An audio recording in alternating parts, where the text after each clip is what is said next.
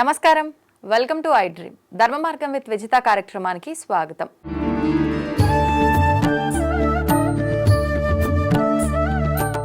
ముందుగా ప్రేక్షకులందరికీ భోగి, మకర సంక్రాంతి, కనుమ శుభాకాంక్షలు. మనకు సంక్రాంతి రాబోతోంది. సంక్రాంతి అనగానే మనందరికీ గుర్తొచ్చేది మొదటి రోజు భోగి రోజు భోగి పళ్ళు పోస్తారు పిల్లలకు అని చెప్పి. ఎందుకు ఈ భోగి పళ్ళ ఆచారం ఎప్పటి నుంచి వచ్చింది, అసలు ఎందుకు వచ్చింది, దీని విశిష్టత ఏంటి, దీని వెనకాల ఆంతర్యం ఏంటి తెలుసుకునే ప్రయత్నం చేద్దాం. దీనితో పాటు రెండవ రోజు మకర సంక్రాంతి, కనుమ, ఈ 2 రోజుల్లో కూడా ఎటువంటి విధి విధానాలు ఆచరించాలి.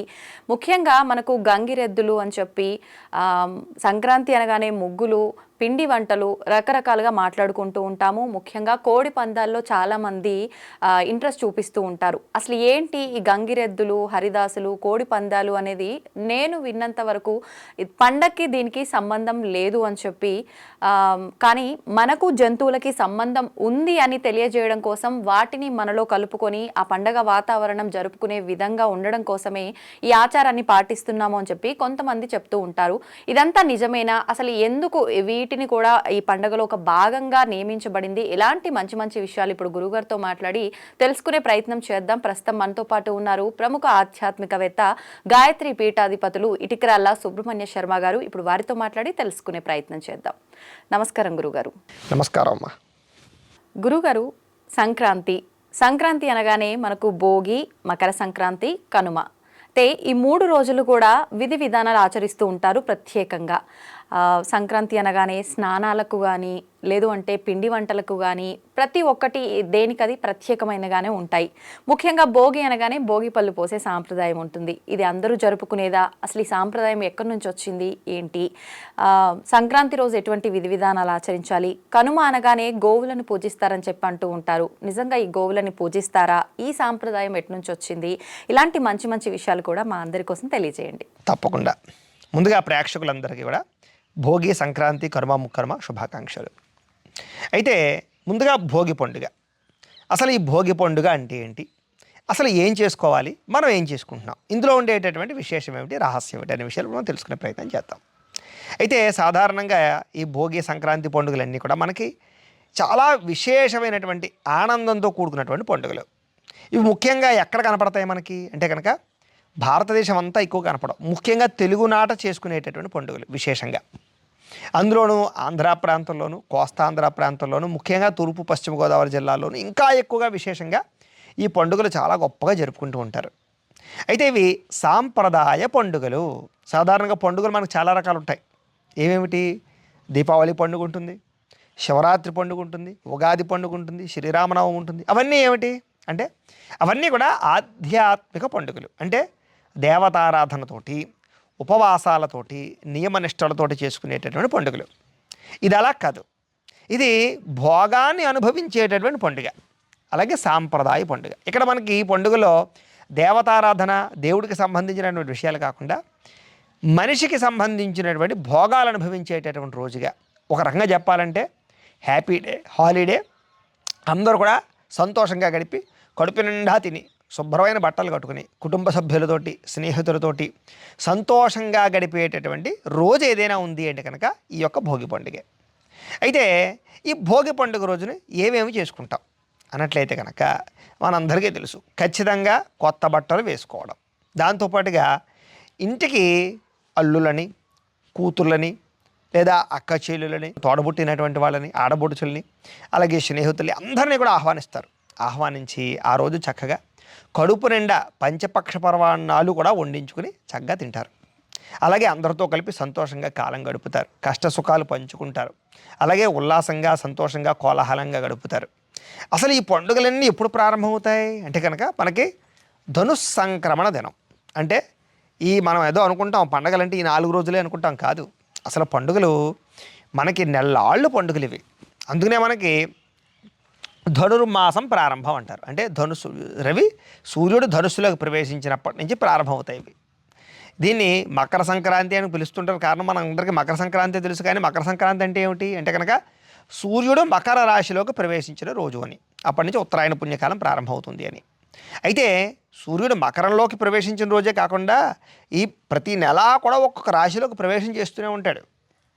కాకపోతే ఈ మకరంలోకి ప్రవేశించిన తర్వాత కాలంలో మార్పులు వస్తాయి, సూర్యుడి యొక్క గమనంలో మార్పు వస్తుంది. కాబట్టి ఇది ప్రత్యేకం, మనకి చాలా విశేషం. దాని గురించి మనం తర్వాత తెలుసుకుందాం. అయితే మనకి ఈ పండుగలు ఎప్పుడు ప్రారంభమవుతాయి అనుకున్నాం అంటే ధనుస్సులోకి సూర్యుడు ప్రవేశించాక, దాన్నే ధనుర్మాసం అన్నారు, ధనుస్ సంక్రమణ దినం. అప్పటి నుంచి ప్రారంభమవుతాయి. ఎందుకంటే మనకి చాలా శాతం డిసెంబర్ 15-16 తారీఖుల్లో మనకి ధనుర్మాసం ప్రారంభమవుతుంది.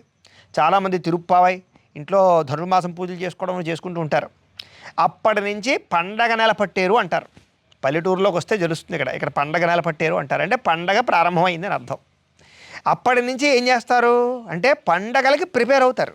ఏ రకంగా అంటే అప్పటి నుంచి ఇల్లంతా శుభ్రం చేసుకోవడం, ఇంటికి సున్నాలు వేసుకోవడం, అందరినీ పిలుచుకోవడం, అలాగే ఇంట్లో ఉండేటటువంటి సామాన్లన్నీ శుభ్రంగా తోమేసుకోవడం, ఇల్లంతా శుభ్రంగా కడిగేసి ముగ్గులు పెట్టేయడం, అలాగే కొత్త బట్టలు కొనుక్కోవడం, ముఖ్యంగా పిండి వంటలు తయారు చేయించుకోవడం, జంతువులు, చెక్కిలాలు, అరిసెలు రకరకాలు అన్నీ తయారు చేసుకోవడం, ఇవన్నీ సిద్ధం చేసుకోవడం.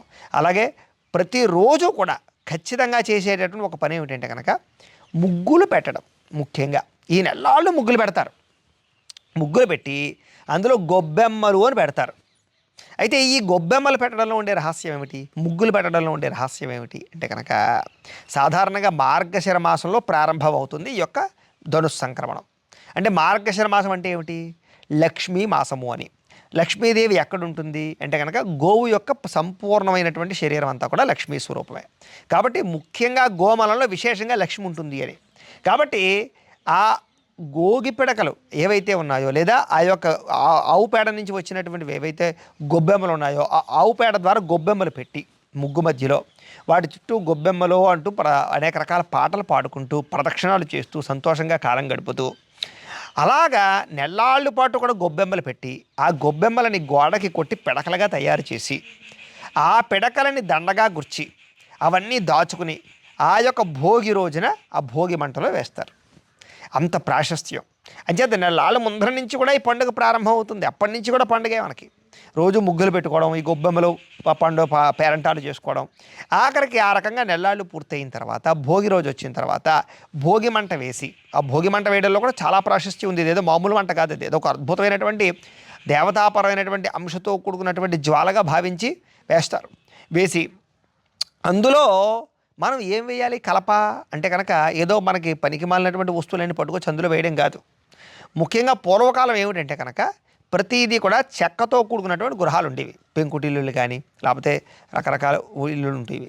వాటిల్లో ఏమిటి, ఏదో ఒక పుచ్చు పట్టడమో చెద పట్టడమో ఏదో ఒక రకరకాల వాటి వల్ల కొన్ని రకాల గుమ్మాలు తీసేయవలసి రావడమో రకరకాలవన్నీ అట్టే పెట్టుకునేవారు. అవన్నీ కూడా ఏంటి, ఇప్పుడు గడపలు ఉన్నాయనుకోండి, అవి లక్ష్మీప్రదం, అవి తొక్కకూడదు, ఎక్కడ పడితే అక్కడ పాడేయకూడదు అని చేత అలాంటివన్నీ కూడా దాచిపెట్టుకుని ఈ భోగి రోజు వచ్చిన తర్వాత భోగి మంటలో వేసి తద్వారా ఆ యొక్క భోగి మంటను కాల్చేవారు. అలాగే అందులో ఈ గోగి పడకలు ఏవైతే ఉన్నాయో అంటే నెల్లాళ్ళు కూడా గొబ్బెమ్మలు పెట్టినటువంటివి అవన్నీ ఆ గోగి పడకలు అందులో వేస్తే తద్వారా వచ్చినటువంటి బూడిద ఏదైతే ఉందో, భస్మం ఏదైతే ఉందో అది చాలా విశేషం. అది చిన్నపిల్లలకు పెట్టడం వల్ల వాళ్ళకి ధూళులు గాళ్ళు రకరకాల ప్రభావాలన్నీ పోతాయి అని ప్రాశస్త్యం. అంత విశేషం ఉంది. అలాగే అందులో భోగి మంటలో మూలికాపరమైనటువంటి ఏవైతే బెరడలు ఉంటాయో అవన్నీ పట్టుకొచ్చి వేసేవారు. తద్వారా వాటి గాలి పీల్చడం వల్ల, వాటి ఆక్సిజన్ పీల్చడం వల్ల శ్వాసకోశకి సంబంధించినటువంటి వ్యాధులు ఏవైనా ఉంటే కూడా పోతాయి అని ప్రాశస్త్యం. అంతే తప్ప భోగి మంట ఏదో చలి కాచుకోవడానికి లేకపోతే ఏదో శీతాకాలం కాబట్టి మనం అందరం ఏదో చలి కాచుకునేటటువంటి ప్రక్రియ కాదు అది. అందులో అంత రహస్యం ఉంది. కాబట్టి ఆ రకంగా అదొక మంటని పవిత్రమైనటువంటి జ్వాలగా ఒక అగ్నిహోత్రంగా భావించి తద్వారా అందులో మనం అందరం కూడా భోగి పట్టలు వేసుకుంటాం, భోగి పిడకలు వేసుకుంటాం. అయితే ప్రస్తుత కాలంలో ఎలా తయారైందంటే కనుక మనకి భోగి మంట వేయడం, దాంట్లో వేడి నీళ్ళు కాచుకోవడం, పిచ్చి పిచ్చి పనులు అన్నీ చేస్తున్నారు. టైర్లు వేయడం, ఇదంతా మంచిది కాదు. ఆ టైర్ వాసన అది పీలిస్తే మనకి ఏమవుతుంది, క్యాన్సర్లు వస్తాయి, అవునా కదా. అంచేది ఏంటంటే అలా కాకుండా సాంప్రదాయబద్ధంగా చేసుకోవాలి పండుగ. ఆ భోగి మంటలో ఉండేటటువంటి విశేషం ఇది. సరే, పొద్దున్నే భోగి మంట వేస్తాం, శుభ్రంగా తెల్లవారుజామునే లేస్తాం, తలస్నానము చేస్తాం, కొత్త బట్టలు కట్టుకుంటాం. ముఖ్యంగా కట్టుకున్న తర్వాత బంధువుల్ని మిత్రుల్ని అందరినీ పిలుచుకుని వస్తాం, వాళ్ళందరితోటి సంతోషంగా కాలం గడుపుతాం. ఆ రోజంతా ఆటలతోటి పాటలతోటి సరదాలతోటి సంతోషాలతోటి కాలం గడుపుతాం. ఇష్టమైనటువంటి ఆహారాలు భుజిస్తాం, ముఖ్యంగా పంచపక్ష పర్వాణాలు భుజిస్తాం, వాళ్ళందరితో సంతోషంగా గడుపుతాం. ఇదంతా అయిన తర్వాత ప్రతి ఇంట్లోనూ కూడా చిన్నపిల్లలు సాధారణంగా ఉంటారు. లేకపోతే కనుక ఎక్కడో ఒకక్కడ చిన్నపిల్లలు ఉన్న చోట భోగి పళ్ళు అని పేరంటం పెడతారు. ఇది చాలా విశేషం.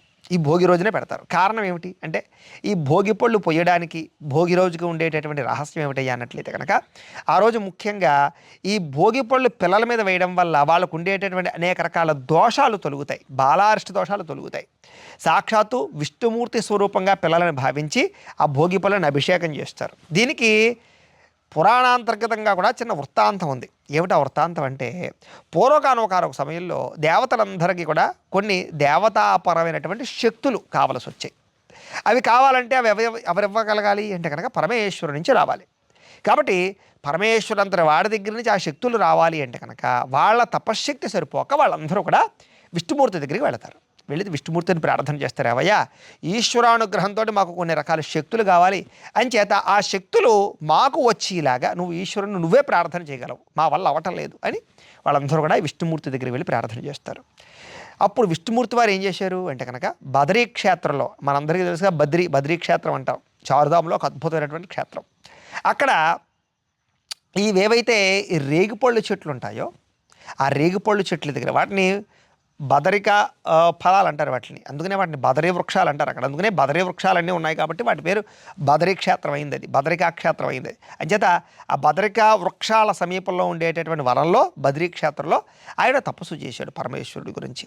అప్పుడు తపస్సు చేస్తే సాక్షాత్తు పరమేశ్వరుడు ప్రత్యక్షమై విష్ణుమూర్తి ద్వారా దేవతలందరికీ కూడా అనేక రకాల వరాల అనుగ్రహాన్ని ఇచ్చాడు, శక్తుల అనుగ్రహాన్ని చేశాడు. అంచేత విష్ణుమూర్తి వల్ల వాళ్ళకి అలాంటి శక్తులు కలిగాయి కాబట్టి, అలాంటి అనుగ్రహం కలిగింది కాబట్టి వాళ్ళందరూ విష్ణుమూర్తి చేసిన పనికి సంతోషించి వాళ్ళందరూ ఏం చేశారంటే ఆ బద్రికా క్షేత్రంలో ఉండేటటువంటి రేగిపళ్ళు ఎర్రగా అద్భుతంగా ఉంటే ఆ రేగిపళ్ళన్నీ కోసుకొచ్చి ఆ రేగిపళ్ళతోటి విష్ణుమూర్తికి అభిషేకం చేశారు. అలా అభిషేకం చేయడం వల్ల విష్ణుమూర్తి యొక్క అనుగ్రహం సంపూర్తిగా వీళ్ళకి కలిగింది అని, అలాగే ఎవరైతే ఈ ముఖ్యంగా ఈ భోగి పండుగ రోజున ఆ యొక్క భోగి పళ్ళతోటి పిల్లలకి అభిషేకంగా వాటిని పోస్తారో వాళ్ళకి సాక్షాత్తు పిల్లల్లో విష్ణుమూర్తి ఉంటాడు కాబట్టి విష్ణుమూర్తికి అభిషేకం చేసినట్టు అవుతుంది అని. రెండవది ఆ భోగి పళ్ళలో ఉండేటటువంటి రహస్యం ఏమిటంటే కనుక అవి పోయడం వల్ల వాటిని అభిషేకం చేయడం వల్ల పిల్లలకి అనేక రకాల భూత ప్రేత పిశాచాది అనేక రకాల దుష్టపరమైనటువంటి దుష్టశక్తులు ఏమైనా ఉంటే కనుక వాళ్ళ నుంచి పారద్రోలుతాయి అని, వాళ్ళకు ఉండేటటువంటి దిష్టి పోతుంది అని, నరదిష్టి పోతుంది అని. ముఖ్యంగా రేగిపళ్ళలో ఉండేటటువంటి విశేషం ఏమిటంటే కనుక సూర్యుడి యొక్క శక్తి రేగిపళ్ళలో ఉంటుంది కాబట్టి అవి ఆ పిల్లల్లో పోయడం వల్ల ఏమిటంటే కనుక వాళ్ళకి తేజస్సు, ఓజస్సు, ఆయుష్ కలుగుతాయని ప్రతీక.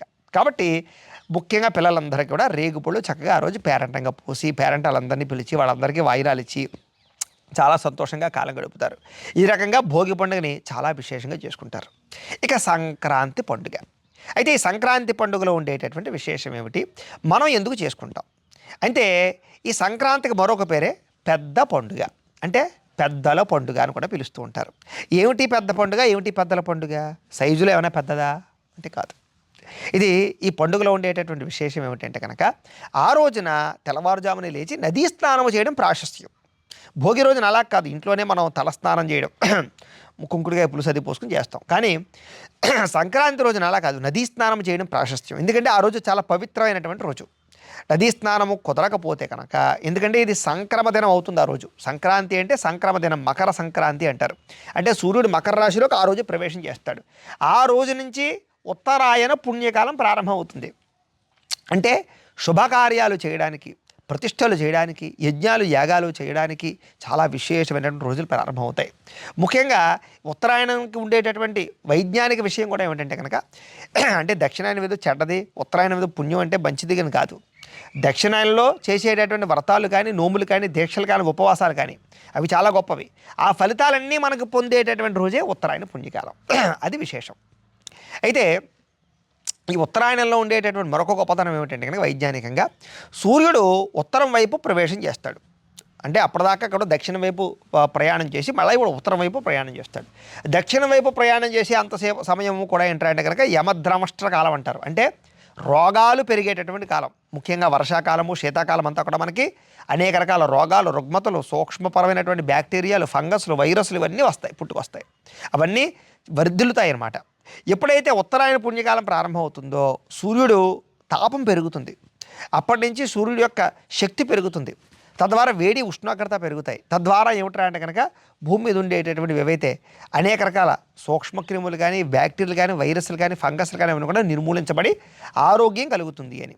అంచేత మనకి ఆరోగ్యాన్ని ప్రసాదించేటటువంటి కాలం ప్రారంభమయ్యేటటువంటి మాసము లేదా ఆ పరిస్థితి కాబట్టి ఉత్తరాయణ పుణ్యకాలం చాలా విశేషమని వైజ్ఞానికంగా చెప్పారు. ఇది విశేషం. అయితే ఉత్తరాయణ పుణ్యకాలం ప్రారంభమైంది కాబట్టి ముఖ్యంగా ఈరోజు మహాపర్వదినం అవుతుంది, సంక్రమదినం అవుతుంది. కాబట్టి ఈరోజు ముఖ్యంగా దానము చేసిన, ధర్మము చేసిన, పుణ్యము చేసిన కోటి రెట్ల ఫలితం.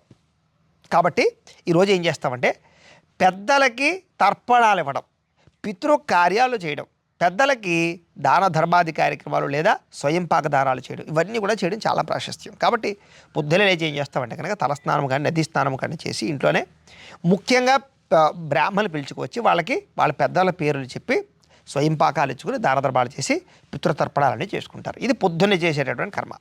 తర్వాత ఇంట్లో దేవతార్చన పూజా కార్యక్రమాలు అలవాట్లు ఉన్న వాళ్ళు చక్కగా చేసుకుంటారు. చేసుకున్న తర్వాత ఈరోజు ముఖ్యంగా గారెలు వండుతారు. మాషములు అంటారు వాటిని. కారణం ఏమిటి? మినుముకు సంబంధించిన పదార్థాలను కూడా వండుకు తినాలి అని. అవి ముఖ్యంగా పితృదేవతలకు ఇష్టమైనటువంటివి. కాబట్టి ఆ రోజు ముఖ్యంగా గారెలు, బూర్లు, రకరకాలు పిండి వంటలు ఇవన్నీ వండుకుని అవన్నీ కూడా పితృదేవతలకు నైవేద్యంగా సమర్పణ చేసి, అలాగే బ్రాహ్మణులతోటి కానీ లేకపోతే ఇంట్లో ఉండేటటువంటి చుట్టాలతోటి కానీ బంధువులతోటి కానీ చాలా ప్రశాంతంగా భోజనం చేస్తారు. చేసి అందరితో కలిపి సంతోషంగా కాలం గడుపుతారు, కొత్త బట్టలు వేసుకుంటారు. అలాగే పితృదేవతను ఉద్ధరించబడి వాళ్ళు కూడా ఉద్ధరించబడతారు. ఇది సంక్రాంతి రోజు చేసేటటువంటి విశేషం. అయితే ఈ సంక్రాంతి రోజున చాలా విశేషాలు ఉంటాయి సాంప్రదాయబద్ధంగా. అంటే ఏమేమి ఉంటాయి అంటే కనుక ముఖ్యంగా గంగిరెద్దులకి సంబంధించినటువంటి వేషాలు వేసుకుని చాలామంది ఇళ్ళకి వస్తారు. అయితే దీనికి గంగిరెద్దులకి సంబంధం ఏమిటి అంటే కనుక ఇందాక చెప్పుకున్నాం కదా మనం, ఈ పండుగ సాంప్రదాయ పండుగ. అంటే ప్రకృతికి మనుషులకి అభినాభావాన్ని కలిగించేటటువంటి పండుగ. పూర్వకాలంలో ప్రతి ఒక్కళ్ళు కూడా ప్రకృతి మీద ఆధారపడి బతికేటట్టున్నారు. అంటే ఇప్పుడు ప్రకృతి మీద ఆధారపడలేదా అంటే బతుకుతున్నాం, కానీ యంత్రాల మీద ఎక్కువ ఆధారపడుతున్నాం. గాలి కావాలంటే మనం సహజ సిద్ధంగా మనకు వచ్చే మొక్కల నుంచి కాకుండా ఆక్సిజన్ ప్యూరిఫైర్లు పెట్టుకుని బతికే పరిస్థితికి వచ్చేసాం. చూడండి, ఇలాంటి చెట్లు దగ్గర కూర్చుంటే ఎంత మంచి ఆక్సిజన్ కలుగుతుంది మనకి. అయితే ఇలాంటి చెట్లు పెంచుతున్నామా మనం అంటే లేదు, తుంచుతున్నాం. సరే, ఏది ఏమైనా కూడా ప్రకృతికి మనకి సంబంధం, పక్షులకి మనకి సంబంధం, అలాగే జంతువులకి మనకి సంబంధం. అంచేత మనం అందరం పూర్వకాలం వ్యవసాయం చేసేటటువంటి వాళ్ళమే. ఈ యంత్రాలు, పరికరాలు, కంప్యూటర్లు లేని కాలంలో అందరూ వ్యాపారము లేదా వ్యవసాయము, ఈ రెండు తప్ప ఇంకోటి ఏమీ లేవు కదా. అంచేత వ్యవసాయం చేసేటటువంటి సమయంలో వ్యవసాయానికి ఆధారభూతం ఎవరు అంటే కనుక 1 ఆవులు, 2 ఎద్దులు. ఆవులు ఎందుకు అంటే కనుక వాటి నుంచి వచ్చేటటువంటి పేడ ద్వారా వర్మీ కంపోస్ట్ తయారవుతుంది కాబట్టి అవి ఎరువు అవుతుంది కాబట్టి తద్వారా పంటలు బలంగా పండుతాయి. అలాగే క్షీరములు, అలాగే వాటి నుంచి వచ్చేటటువంటివన్నీ కూడా మనకు చాలా విశేషం. రెండోది ఏమిటి అంటే కనుక ఎద్దులు, వాటిని గంగిరెద్దులు అంటారు. వీటి వల్ల ఏంటి ప్రయోజనం అంటే భూమి దున్నాలి అంటే కనుక ఆ ఎద్దుల ద్వారానే దున్నించేవారు. అంచేత సంవత్సరం పాటు కష్టపడతాయి. అలా కష్టపడినటువంటి ఎద్దులకి ఈ సంక్రాంతి రోజున రిలీఫ్, వాటన్నిటికీ కూడా ఫ్రీడమ్ డే అనమాట. అంచేత ఏం చేస్తారంటే వాటి వల్ల మనం బతుకుతున్నాం కాబట్టి, వాటి సహాయంతో మనం బతుకుతున్నాం కాబట్టి వాటికి ఆ రోజు విశేషంగా చక్కని పచ్చగడ్డలు పెట్టి, ఎండుగడ్డి పెట్టి, చక్కని పౌష్టికాహారం అంతా పెట్టి, వాటికి చక్కని అలంకారము చేసి, వాటిని గంగిరెద్దులు అని ఒక నందీశ్వర స్వరూపంగా భావించి అవి ఊళ్ళలో తిరుగుతూ ఉంటే వాటికి సన్మానము చేసి, అలాగే వాటి ద్వారా అవి నాట్యాలు చేస్తూ ఉంటాయి. ఆ నాట్యం చేస్తూ ఉంటే ఆనందించి, సంతోషించి, ఆనందంగా వాటికి మనకి అభినాభావ సంబంధాన్ని పెంచుకొని ఆనందంగా కాలం గడుపుతారు. అంతేకాదు గంగిరెద్దు పోటీలు పెడుతుంటారు చాలా చోట్ల. కానీ ప్రస్తుత కాలంలో ఈ కోడి పందాలని, క్యాసినోలని, పేకాట్లని ఇవన్నీ వచ్చేసాయి. ఇవన్నీ అసలు సాంప్రదాయానికి సంబంధం లేవు. అవి చాలా తప్పు, ఓ పొరపాటు. వీటి ద్వారా ఆ రకమైనటువంటి సాంప్రదాయాలు, నృత్యాలు చేసేటటువంటి వారు, అలాగే కళాకారులకి చాలా శుభదినం ఈరోజు. ఎందుచేత వాళ్ళ కళలన్నీ కూడా ప్రదర్శన చేస్తూ తద్వారా డబ్బులు సంపాదించుకుంటూ ఉండేటటువంటి వారు. ఈ రకంగా ఈ యొక్క సంక్రాంతి రోజున చాలా విశేషంగా పెద్దల పండుగను చేయడం, సాంప్రదాయబద్ధంగా చేసుకోవడం, పిల్లాపాపలతో సంతోషంగా ఉండడం ఇది.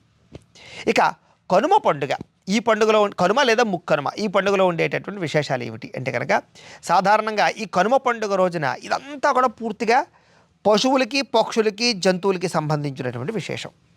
అంచేత ఆ రోజు ముఖ్యంగా ఇంట్లో ఉండేటటువంటి పశుపక్ష్యాదులన్నింటికి కూడా పూర్తిగా ప్రశాంతత, రిలీఫ్నిచ్చి వాటిని సేవిస్తూ, వాటి ద్వారా ఆనందిస్తూ, వాటి ద్వారా వాటి చేసేటటువంటి నృత్యాలను ఆనందిస్తూ వాటితోటి మమేకమై గడిపేటటువంటి కాలం.